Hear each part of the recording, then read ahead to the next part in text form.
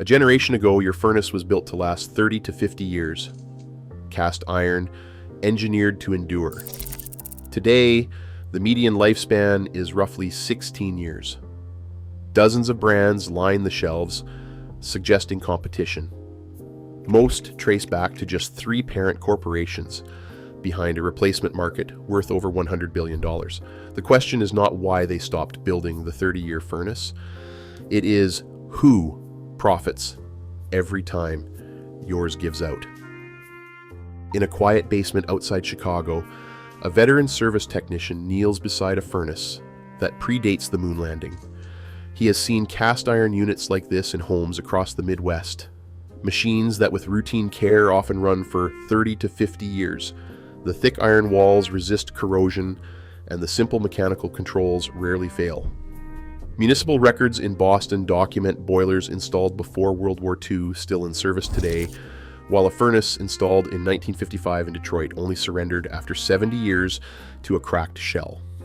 These were not outliers. Manufacturer archives from the 1960s and 1970s listed design lives of 25 to 30 years, with many units surpassing that mark in the field. Compare that with the reality facing most homeowners today. Modern gas furnaces, built from stamped steel or aluminum, are rated for a median lifespan of 16 years. What was once a 5 or 10-year guarantee on thick castings is now 12 years for parts, sometimes less for labor. Service logs from large utilities show a spike in major repairs by the 10th year and a growing number of units replaced before their 20th birthday. The technician, flipping through decades of job notes, sums it up. The days of the 30-year furnace are gone. For the average household, the promise of a generation-long investment has quietly vanished, replaced by a cycle of replacement that arrives sooner and more often than most expect. Over the last 3 decades, the number of companies actually manufacturing residential furnaces in North America has quietly dwindled. What looks like a crowded field, dozens of familiar brand names in showrooms and online catalogs, masks a reality shaped by mergers, acquisitions, and corporate buyouts. Market research from the early 2000s recorded more than 20 independent furnace makers. By 2024, that number had shrunk to fewer than 10, with 5 parent corporations controlling more than 1/3 of all residential furnace sales.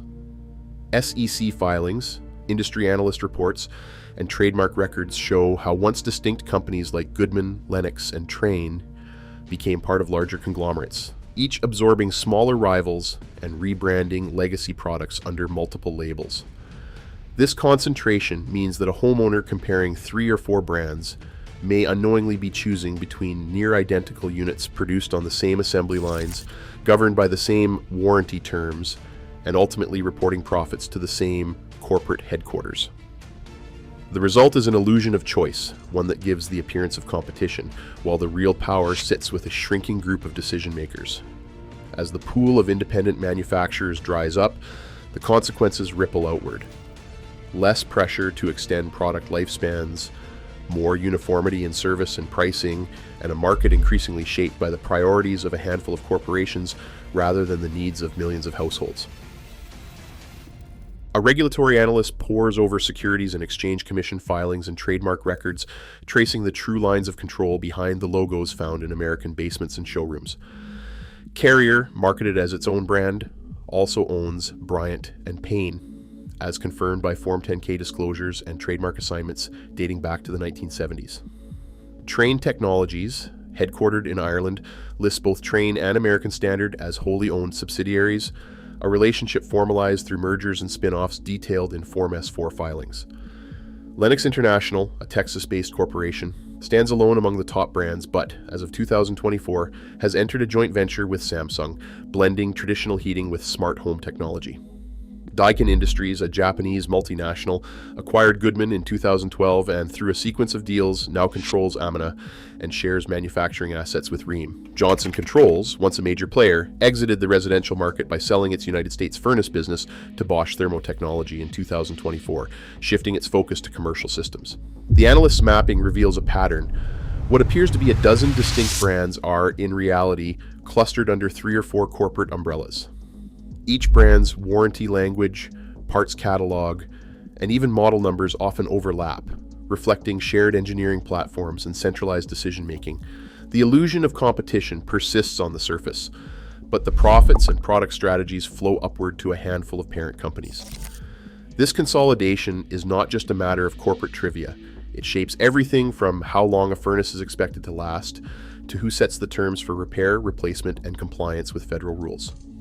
With the brand family tree exposed, the stage is set to follow how these concentrated interests influence the advice homeowners receive and the policies that govern what can and cannot be installed in their homes. Contractors across North America rely on a simple formula called the 50% rule. If the cost to repair a furnace is half or more of the price of a new unit, replacement is advised. For a typical homeowner, that means a $1,500 repair on a $3,000 furnace triggers the recommendation to buy new, often regardless of how much life the system might have left. Consumer economist Dr. Lisa Brandt explains that this guideline is not just a back-of-the-envelope calculation. It is embedded in service manuals, contractor training, and even utility rebate programs. Surveys of HVAC technicians show that more than 80% follow the 50% rule, and many drop the threshold to 30% for furnaces older than 12 years. The result is a decision process that translates technical problems into household dollars, steering families toward replacement at a pace that quietly benefits manufacturers, installers, and the wider supply chain. On June 13th, 2023, the Department of Energy finalized a rule that will reshape the heating market for decades.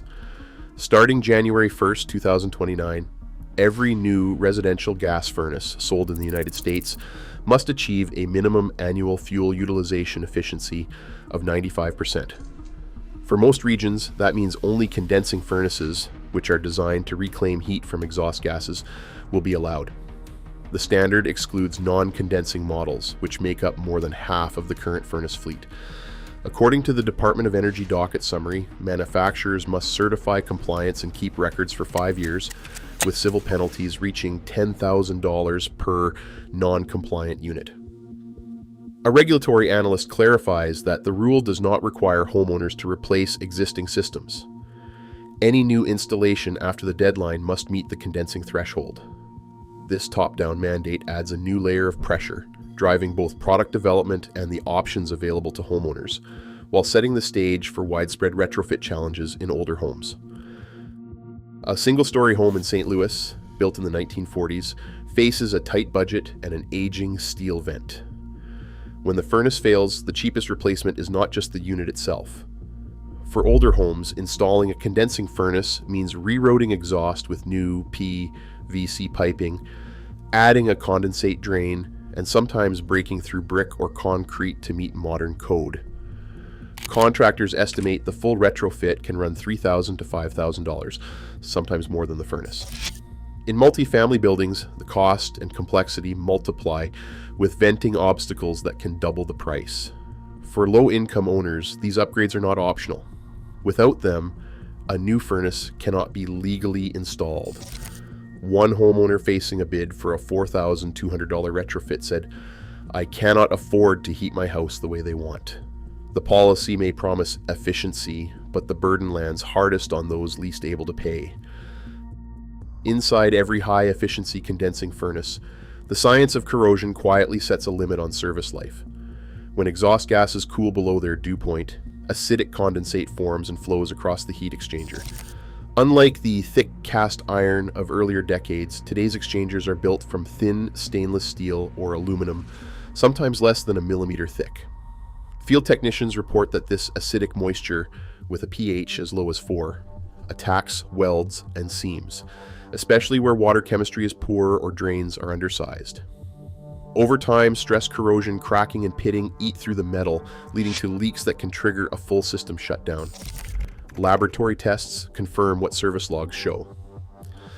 Thin-walled exchangers exposed to repeated condensate cycles fatigue faster, with many units showing significant degradation within 10 to 12 years. The promise of higher efficiency comes at the cost of a shorter, more fragile lifespan. The numbers behind the modern heating market reveal the true scale of what is at stake. Industry analysts estimate that replacement, retrofit, and financing tied to residential furnaces now generate about $126 billion in revenue across North America. This is not just the cost of new units, it is the sum of equipment sales, installation labor, financing fees, and service contracts, each layer feeding the next. Equipment alone accounts for more than $7 billion a year, with installation and retrofits adding billions more, especially as efficiency mandates drive up complexity. Financing arms and warranty providers claim their slice, turning every shortened product cycle into recurring revenue. At the top of the structure sit the parent corporations and their dealer networks, capturing value each time a homeowner is steered toward replacement. The system is built for turnover, and as lifespans shrink, the market grows by design, not accident. Today, a single parent company can control dozens of furnace brands, and the average system is replaced twice as often as a generation ago.